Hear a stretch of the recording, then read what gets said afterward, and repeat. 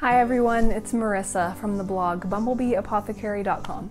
Welcome back to my channel. Today I want to talk about getting started with the GAPS diet and go over the things that you need to know before you begin.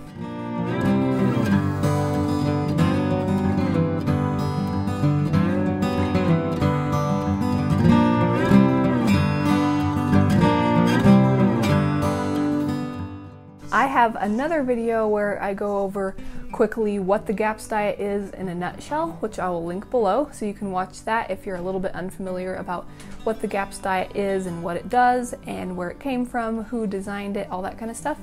It's a quick little video that just kind of goes over that.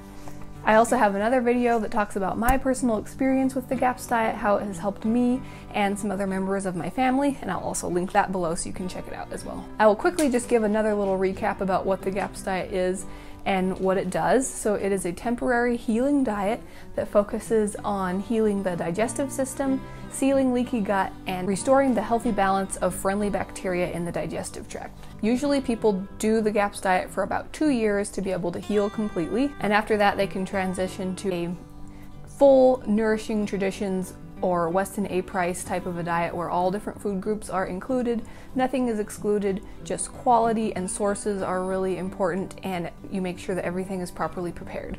And then also a nice little thing, most people who are able to heal completely with the GAPS diet are able to occasionally just eat whatever they want. So like at restaurants or gatherings or different things, they can occasionally just eat whatever they want and not suffer any bad effects from it, which is super nice. That has been my experience.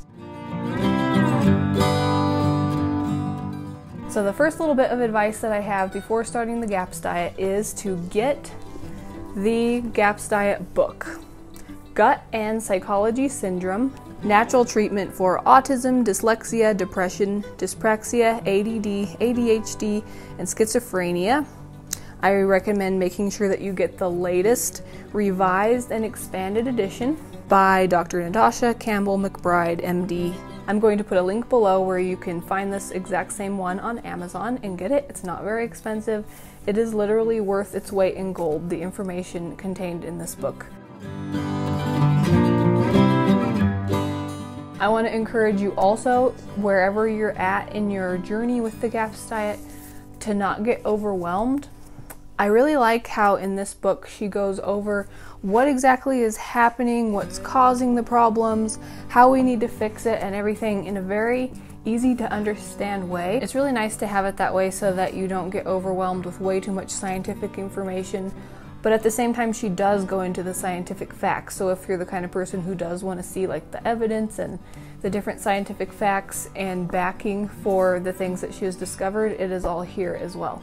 So you can kind of skim over it and get the idea, or you can go deeper and look into her sources and things like that. But either way, I encourage you to make it all the way through the book before you begin, just so that you have a full comprehensive understanding of what exactly you're doing and why.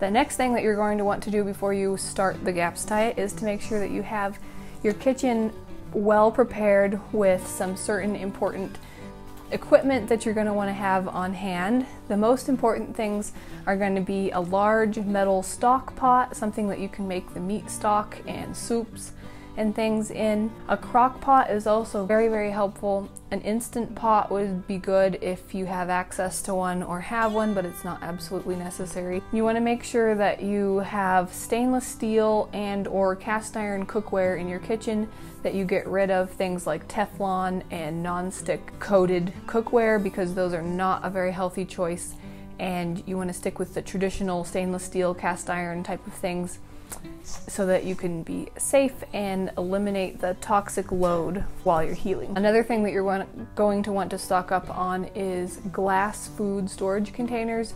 You're going to want to move away from storing food in plastic because of the chemicals that can leach out into that. You want to have plenty of mason jars on hand, and then Pyrex or another similar brand of glass food storage containers so that you can keep your leftovers in there and not worry about chemicals from plastic. A few other things that you might want to consider getting but are not absolutely necessary in the very, very beginning are a juicer. I'm going to have links to one that I have that's an inexpensive one that works well. Juicing is something that you do on the GAPS diet as a gentle way of cleansing while you're healing, so it's something to keep in mind.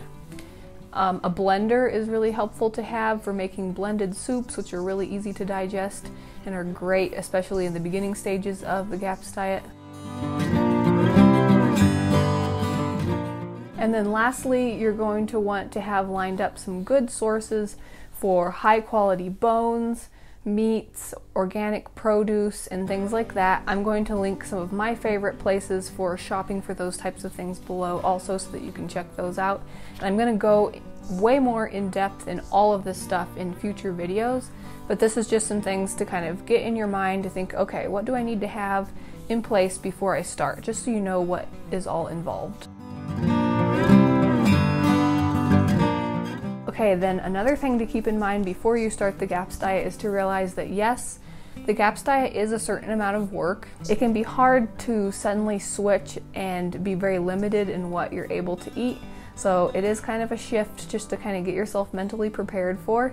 If you're doing this for a very young child, then it's kind of a different mindset. You have to think about, especially for a really young child, like a toddler and things like that, they're not understanding the whys and the benefits yet of why they're doing it. So you're going to want to think about their environment more, the places that you go and the people that you're around. You might want to kind of limit those a little bit just to make it easier, so that they're not around foods that they can't have, to make it easier in that way. Another good thing is to go through your kitchen and either hide and put out of sight things that you're not going to be able to eat, or that your child's not going to be able to eat for a while, or even better yet, just completely get rid of them, maybe donate them or something, give them to someone else that you know would use them.